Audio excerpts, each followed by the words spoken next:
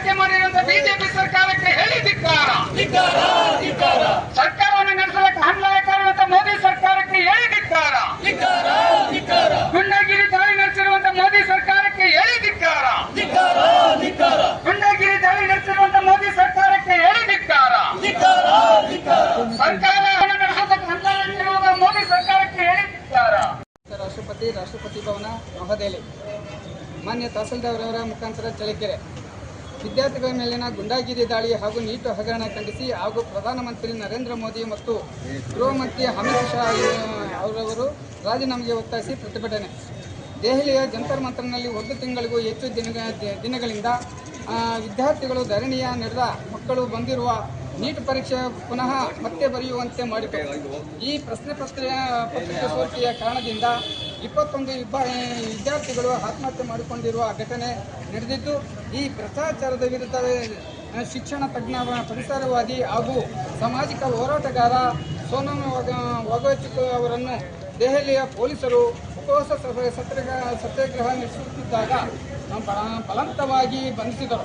ಆ ನಂತರ ಎಲ್ಲ ಪ್ರಗತಿಪರ ವಿದ್ಯಾರ್ಥಿ ಸಂಘಟನೆಗಳು ಶಾಂತಿ ರೀತಿಯ ಧರಣಿ ಕುಳಿತುಕೊಂಡು ಹೋರಾಟ ನಡೆಸುತ್ತಿರುವಾಗ ವಿದ್ಯಾರ್ಥಿಗಳ ಮೇಲೆ ಗುಂಡಾಗಿರಿ ದಾಳಿಯನ್ನು ನಡೆಸಿದ್ದು ಪ್ರಜಾಪ್ರಭುತ್ವ ಹಾಗೂ ಸಂವಿಧಾನಬದ್ಧ ಹಕ್ಕುಗಳ ಉಲ್ಲಂಘನೆ ಮಾಡಿದ್ದಾರೆ. ಕೇಂದ್ರ ಸರ್ಕಾರವು ವಿದ್ಯಾರ್ಥಿಗಳನ್ನು ಸರ್ವಾಧಿಕಾರಿಯ ಧೋರಣೆಯಿಂದ ಅಲೆ ಮಾಡಿ ಸಂವಿಧಾನದ ಆಶಯಗಳನ್ನು ಗಾಳಿಗೆ ತೂರಿ ಶಾಂತಿಯುತ ಪ್ರತಿಭಟನೆ ಧ್ವನಿಯನ್ನು ಗಮನಿಸಲು ಹೊರಟಿದೆ. ಆದರೆ ವಿದ್ಯಾರ್ಥಿಗಳ ಹೋರಾಟದಿಂದ ಕೇಂದ್ರ ಸರ್ಕಾರ ಶಿಕ್ಷಣ ಸಚಿವ ಧರ್ಮೇಂದ್ರ ಪ್ರಧಾನರವರು ರಾಜೀನಾಮೆ ನೀಡಿದ್ದು ಇಷ್ಟಕ್ಕೆ ಸರಿ ಹೋಗುವುದಿಲ್ಲ. ಶಿಕ್ಷಣ ನೀತಿ ಬದಲಾಗಬೇಕಾಗಿದೆ. ವಿದ್ಯಾರ್ಥಿಗಳ ಮೇಲೆ ಕ್ರೂರವಾಗಿ ಪೊಲೀಸರಿಂದ ಹಾಗೂ ಗುಂಡಾಗಳಿಂದ ದಾಳಿ ನಡೆಸಿದ್ದರೂ ಮಾತನಾಡದೆ ಮೌನ ವಹಿಸಿದ ಪ್ರಧಾನಮಂತ್ರಿ ನರೇಂದ್ರ ಮೋದಿ ಮತ್ತು ಕೇಂದ್ರ ಗೃಹ ಸಚಿವ ಅಮಿತ್ ಶಾ ಅವರವರು ಕೂಡಲೇ ಅವರ ಪದವಿಗಳಿಗೆ ರಾಜೀನಾಮೆ ನೀಡಬೇಕೆಂದು ಪ್ರಜಾಪ್ರಭುತ್ವ ಮತ್ತು ಸಂವಿಧಾನಬದ್ಧ ಹಕ್ಕುಗಳ ರಕ್ಷಣೆಗೆ ವಿರೋಧವಾಗಿ ನಡೆದುಕೊಳ್ಳುತ್ತಿರುವ ಕೇಂದ್ರ ಸರ್ಕಾರವನ್ನು ಕೂಡಲೇ ವಜಾಗೊಳಿಸಿ ರಾಷ್ಟ್ರಪತಿ ಆಡಳಿತ ಜಾರಿಗೆ ತರಬೇಕು ಹಾಗೂ ಅಕ್ರಮಗಳ ಕೋಪವಾಗಿರುವ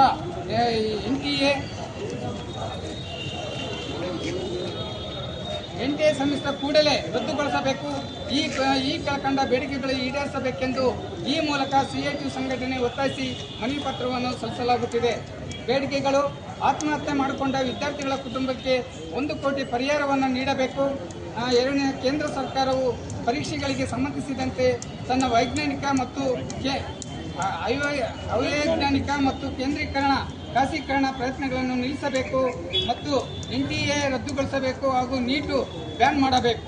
ಪ್ರಜಾಪ್ರಭುತ್ವ ರೀತಿಯಲ್ಲಿ ಸರ್ಕಾರ ನಡೆಸದೆ ಸರ್ವಾಧಿಕಾರಿ ರೀತಿಯಲ್ಲಿ ಆಡಳಿತ ಮಾಡುತ್ತಿರುವ ಪ್ರಧಾನಿ ಮೋದಿ ಮತ್ತು ಅಮಿತ್ ಶಾ ಇವರುಗಳು ರಾಜೀನಾಮೆ ನೀಡಬೇಕು.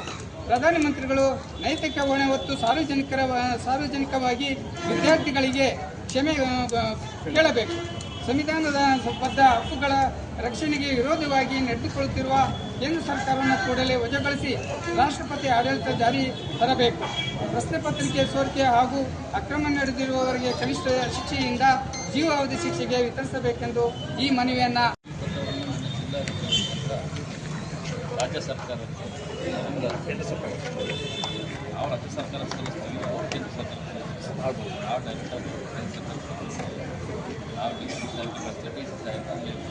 Chief secretary